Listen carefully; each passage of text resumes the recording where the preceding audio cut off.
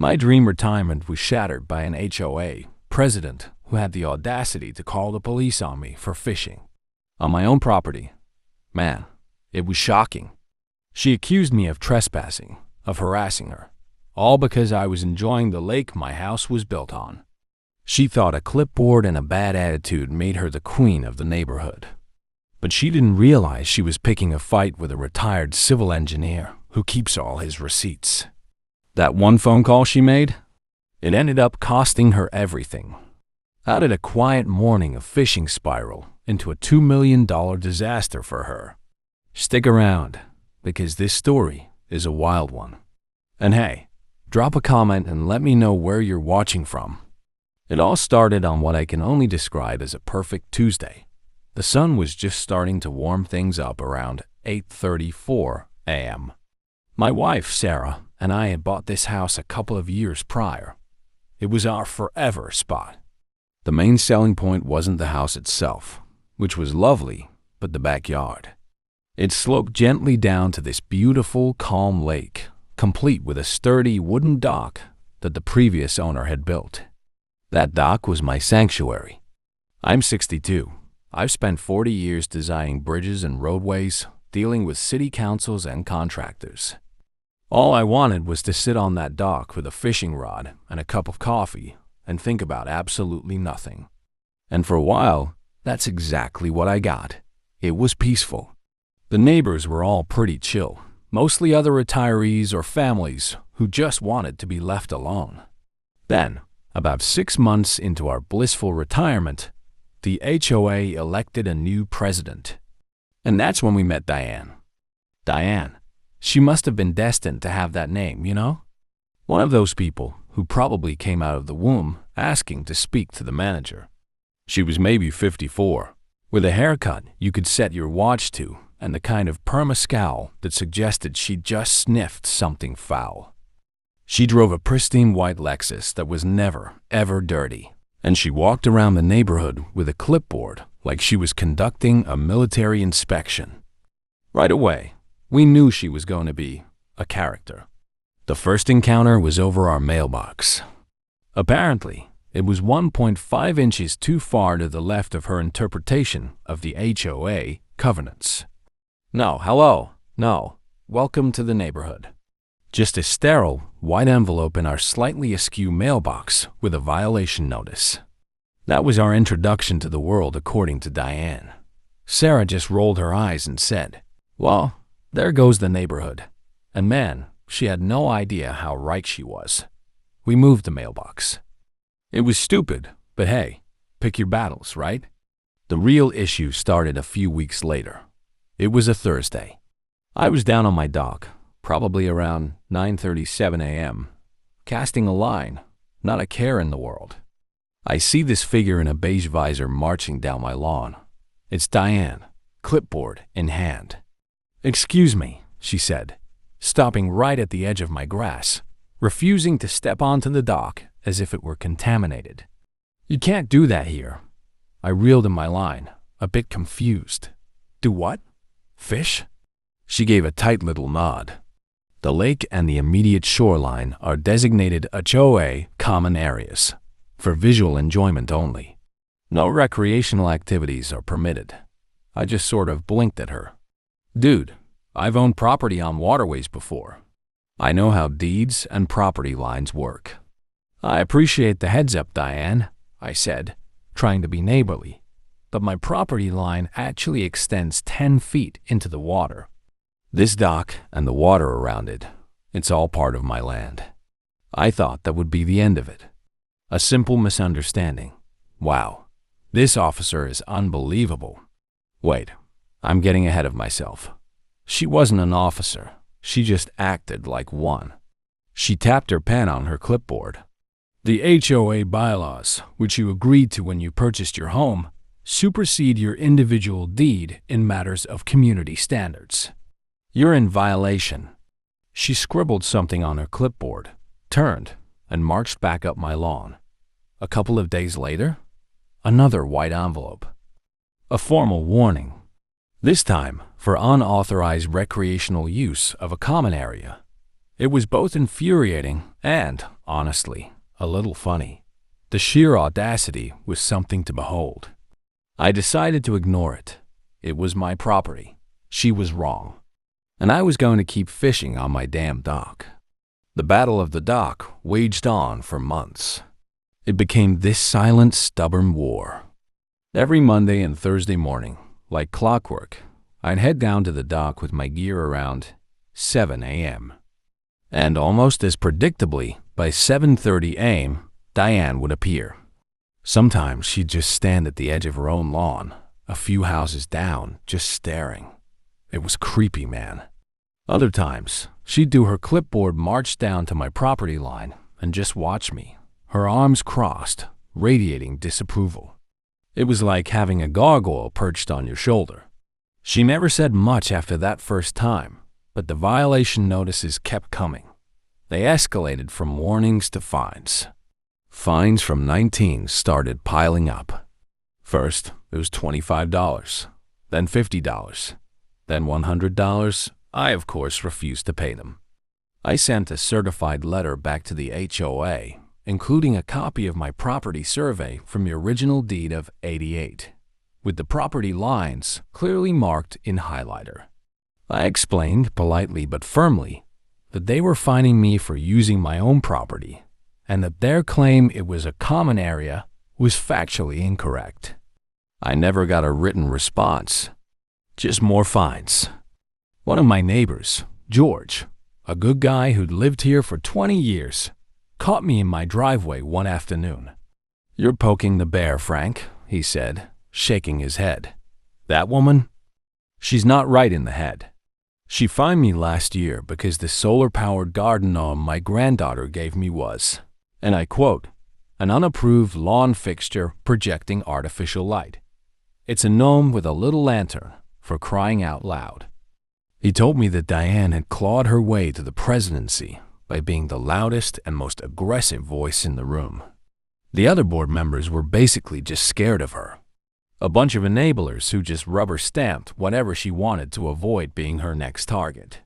"She gets an idea in her head," George warned, "and she will not let it go. And for some reason, she's got it in her head that that lakefront belongs to her." That conversation was unsettling. It was the first time I realized this wasn't just some petty power trip over bylaws. It was something more obsessive, more personal for her. She wasn't just enforcing rules. She was trying to take something that belonged to me. The stakes, I realized, were getting higher. Sarah was getting worried. She hated conflict. "Frank, is it worth it? Can't you just fish from a boat or something?" I understood where she was coming from, but it was the principle of the thing. This wasn't just about a fishing spot anymore. This was about a bully trying to run me off my own land. I've never been one to back down from a bully. I dug in my heels. I framed the $100 fine and hung it in my workshop as a reminder, a trophy of her absurdity. The whole thing felt like a slow-motion train wreck. I could see the crash coming, but I had no idea how spectacular it would be. The Cold War with Diane simmered for almost a year. The stack of unpaid fines from 20 was getting ridiculously thick. My file on her was growing. Every notice, every passive-aggressive email from the HOA, I printed it out and put it in a binder. It felt like I was building a case, though I wasn't sure for what. Then came that Wednesday in late spring, the morning that changed everything. It started out perfectly. The air was cool, the mist was rolling off the lake, and the fish were biting. I was out on the dock by 6:45 a.m., coffee in one hand, rod in the other. It was pure bliss. Around 7:14 a.m., I saw the movement out of the corner of my eye. It was Diane, of course. But this time, she wasn't just standing there. She was on her phone, pacing back and forth on her lawn, gesticulating wildly towards me. I couldn't hear what she was saying, but her body language was furious. I just sighed and cast my line again. Let her have her tantrum. I wasn't going to let her ruin my morning. About 15 minutes later, I heard the crunch of tires on the street in front of my house. Then, the unmistakable flicker of red and blue lights reflecting off my neighbor's windows. Dude, you have got to be kidding me. She actually did it. She called the cops. A moment later, 2 sheriff's deputies were walking down my lawn, looking just as confused as I felt. One was older, with a tired look in his eyes. The other was young, probably still fresh out of the academy. Diane was trailing behind them, pointing at me with a triumphant look on her face. "That's him, officers. He's the one. He's been trespassing for months, and when I confront him, he becomes belligerent. I feel threatened." Belligerent? I hadn't spoken to her in a year. The older officer, his name tag said Miller, held up a hand to quiet her down. He walked to the edge of the dock. "Sir," he said, his voice calm, "we got a call about a man trespassing and refusing to leave." I reeled in my line and set my rod down. I looked him in the eye and said, "Officer, my name is Frank Peterson. And unless I'm having a senior moment and forgot that I sold my house this morning, I'm standing in my own backyard." The younger officer looked at Diane, then back at me, a flicker of uncertainty on his face. Diane, however, was doubling down. "No, this is HOA common property. He knows the rules. He's just being defiant and aggressive." Officer Miller looked at me. "Sir, do you have anything that proves this is your property?" It was the question I'd been waiting for. I smiled. "As a matter of fact, I do. If you'll give me 1 minute, I'll be right back." I walked up to my house, past the fuming Diane, and into my office. I came back with my binder. The one with the deed of '88, the official county survey maps, the blueprints for the dock we'll call the permits from '92. I handed the whole thing to Officer Miller. He spent a few minutes flipping through it, his expression unchanging. He walked over to the property markers at the edge of my lawn, which were clearly visible, and traced the line with his eyes down to the dock and into the water, just like the survey said. He then walked back over to Diane. "Ma'am," he said, handing the binder back to me, "this entire dock and the land it's on belongs to him. He's not trespassing. He has every right to be here." The look on Diane's face was a mixture of pure, undiluted rage and disbelief. It was like you'd just told her the sky was green. But the bylaws, the HOA common area," she sputtered. Officer Miller just sighed, the sound of a man who was deeply tired of this nonsense. "Ma'am, with all due respect, an HOA bylaw does not supersede a legally filed property deed and official county records. This is a civil matter, not a police one. You've wasted our time." Wow, this officer is unbelievable, lie patient, I should say. He shot her a look that could curdle milk. And for the record, filing a false police report is a misdemeanor. I'd advise you not to call us about this again, unless there is a genuine threat. They turned and walked back to their patrol car, leaving Diane standing on my lawn, her mouth opening and closing like a fish. Man, it was shocking. In that moment, watching her humiliation, I felt a surge of victory. But it was fleeting. As she shot me a look of pure hatred before stomping off, I realized this wasn't the end. It was the beginning. She had publicly embarrassed herself. She had been called out by law enforcement. A woman like her wouldn't just let that go. She would escalate. And that's when I knew I couldn't just play defense anymore. This wasn't just about my dock. This was about her reign of terror over the entire neighborhood. And it had to end. The cop call was her big mistake. It was the move that lit the fuse. My 40 years as a civil engineer, dealing with zoning laws, property records, and bureaucratic red tape, were about to be weaponized. She thought she was fighting a retired fisherman. She was about to find out she was fighting a man who knew how to read the fine print better than anyone. That evening, after Sarah went to bed, I was in my office until 2:17 a.m. The battle for the dock was over. The war for the neighborhood had just begun. My first step was to move from defense to offense. The binder I had shown the police was just the beginning. It was time to build a real case. For the next 2 weeks, I became a man possessed. I spent hours at the county records office, a place I knew all too well from my career. The clerks, bless their hearts, probably thought I was some eccentric old man chasing a property line dispute from the 1950s. I pulled every document related to our housing development. The original plat maps from its creation in the late 80s, the articles of incorporation for the Homeowners Association, and every single revision made to the HOA covenants since its inception. I laid them all out on my big drafting table in the workshop. I cross-referenced dates, looked for amendments, and compared the official county-filed documents to the copy of the bylaws Diane was so fond of quoting. And that's when I found the first crack. The map of the HOA common areas that Diane had included in her first violation, notice to me, was different from the original plat map filed with the county. On the official map, the property lines for the lakefront homes, like mine and a dozen others, were clearly defined as extending into the water. But on the HOA's map, the shoreline was a thick green line labeled Community Visual Buffer Zone. This map was an addendum, filed with the HOA's internal records just 2 years ago, right after Diane became president.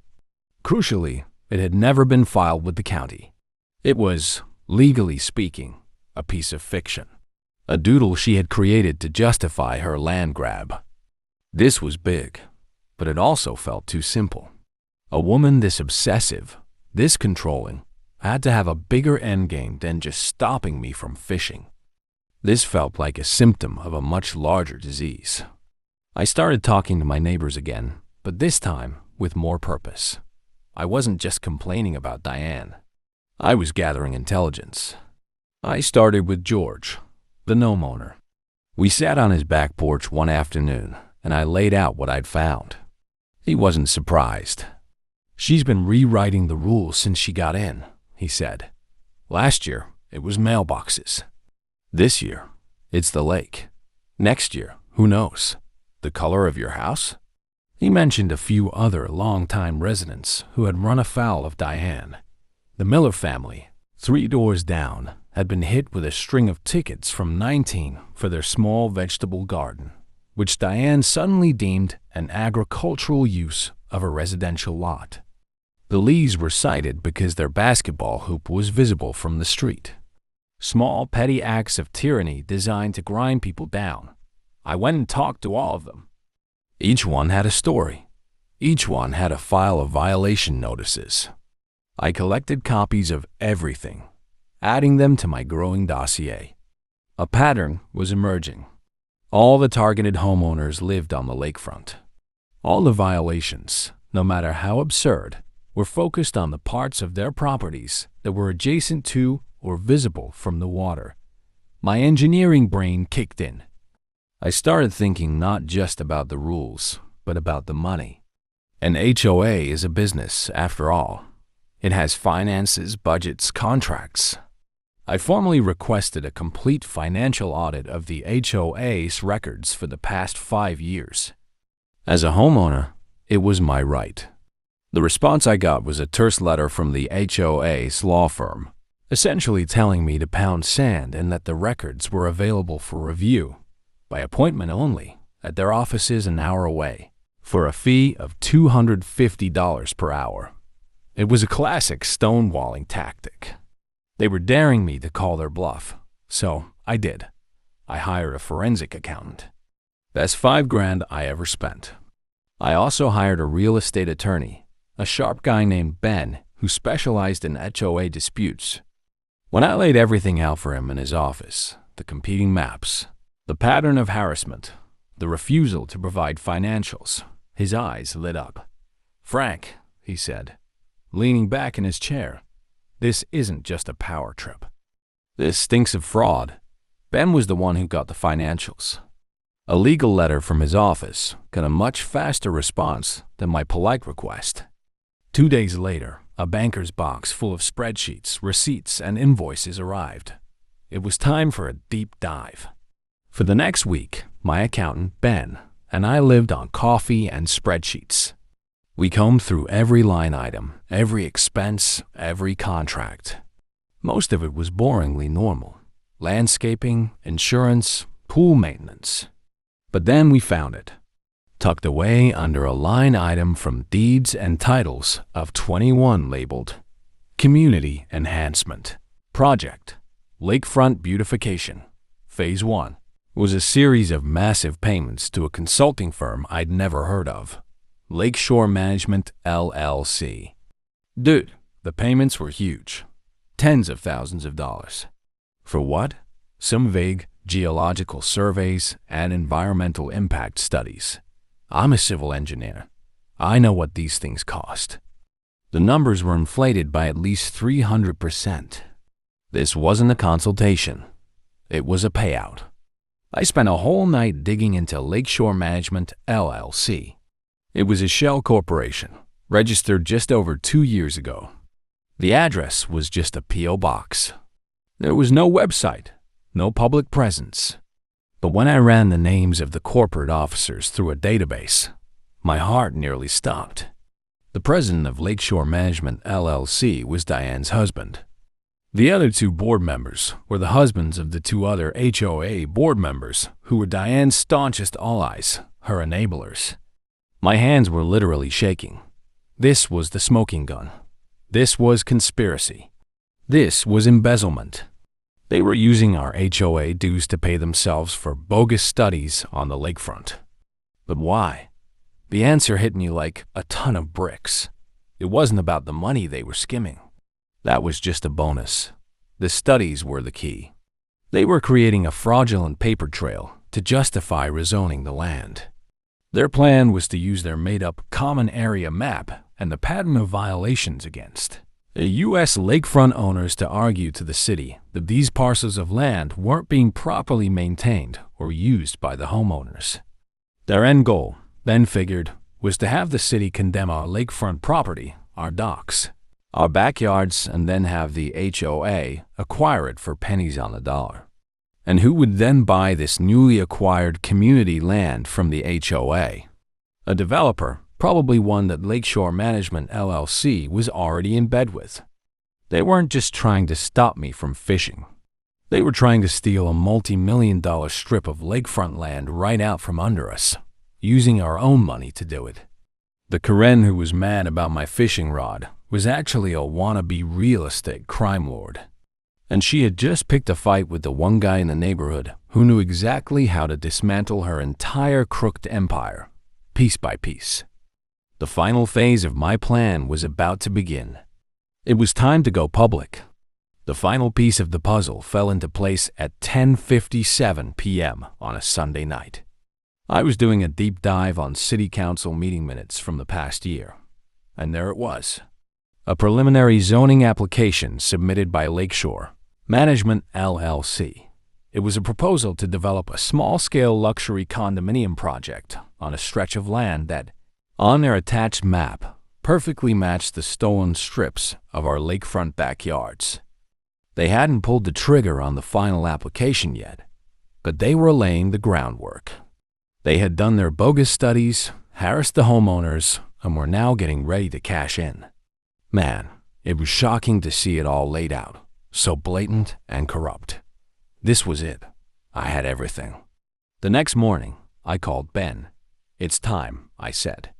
"Call a special meeting of the homeowners. It's time for a little community presentation."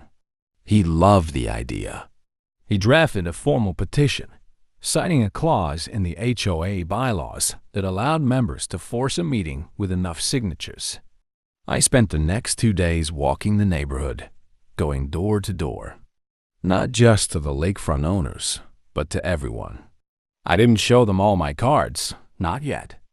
I just explained that there were serious financial irregularities and governance issues that every homeowner needed to be aware of. The years of Diane's petty tyranny had done my work for me. People were fed up. They signed without hesitation. We had more than enough signatures by Tuesday evening.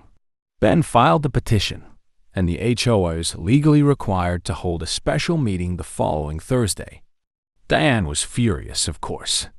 She sent out a blistering email about disgruntled residents spreading malicious misinformation, and how all concerns would be addressed at the meeting. Oh, they would be addressed. All right. Thursday night arrived. The community clubhouse was packed. I've never seen so many people at an HOA meeting. Most of these things are ghost towns. But tonight, it was standing room only. The air was thick with tension. Diane and her two cronies on the board were sitting at the front table, looking smug and annoyed. They clearly thought this was just going to be a big complaint session that they could shut down with parliamentary procedure. They had their lawyer there, who looked as slick and sleazy as you'd expect. I sat in the front row with Ben, Sarah on one side, George on the other. I had a projector and a laptop ready to go. Diane called the meeting to order, her voice dripping with condescension. As you know, she began, this unscheduled meeting was called to address certain baseless rumors. We are here to assure you that your board is operating with complete transparency and in the best interests of the community. She then tried to move on to another topic, but Ben stood up. Actually, Madam President, he said, his voice calm and authoritative. According to the bylaws, the members who called this meeting have the floor first. Diane's face tightened, but her own lawyer gave a slight nod. She was cornered by her own rules. She spat out, "Fine, you have 10 minutes. Ben just smiled. "We won't need that long." He nodded to me. I stood up and walked to the front, my heart pounding a little. I wasn't a public speaker, but this wasn't about oratory. This was about facts. I hooked up my laptop to the projector. "Good evening, everyone," I said. "My name is Frank Peterson. Some of you know me as the guy Diane doesn't like fishing. But tonight, we're going to talk about something a bit more important than my hobbies." The first slide I put up was the official county plat map, showing our property lines clearly. The second slide was Diane's fake HOA map. A murmur went through the crowd. "This," I said, pointing to her map, "is a work of fiction. A document created with the intent to mislead homeowners about the boundaries of their own property. And that was just the first step in a much larger plan. For the next 20 minutes, I laid it all out. I showed them the inflated invoices from Lakeshore Management, LLC. I showed them the corporate filings with the names of Diane's and the other board members' husbands. I showed them the bank transfers, moving hundreds of thousands of dollars of our HOA dues into their own pockets. With every slide, the murmuring in the room grew louder. People were pulling out their phones, taking pictures of the screen. Diane and her friends were getting paler and paler. The lawyer was furiously whispering in her ear. Then, for the grand finale, I put up the zoning application for the condo project. The one with the map showing all of our backyards carved out and repurposed. I could hear people gasp. George shouted from the audience, "You were trying to steal our land." The room erupted. It was chaos. People were yelling, shouting, "Thieves! Resign!" Diane was banging her gavel, screaming for order, but no one was listening. It was over. Her entire crooked scheme was laid bare for the whole community to see. Ben stood up again. "In light of this evidence," he boomed over the noise, "we are calling for the immediate resignation of President Diane and board members Carol and Margaret.